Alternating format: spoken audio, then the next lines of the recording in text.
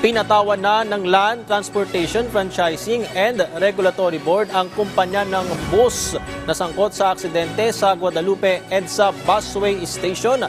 Matatandaang bumangga ang bus nito sa isa pang bus na nakapila sa naturang istasyon nitong Lunes ng gabi kung saan higit 30 ang sugatan.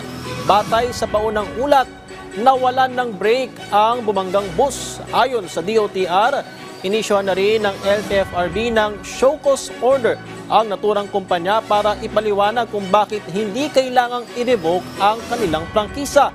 Hiniling na rin ng LTFRB sa Passenger Accident Management and Insurance Agency na bisitahin sa ospital ang mga pasaherong na-confine para mabayaran ang kanilang hospitalization expenses. Ang Land Transportation Office naman ay inatasan ang mga driver ng sangkot na bus na humarap sa Intelligence and Investigation Division bukas para magpaliwanag kung bakit hindi sila dapat sampahan ng reklamong reckless driving. Sa ngayon ay kapwa suspendido din ang driver's license sa mga ito sa loob ng 90 araw.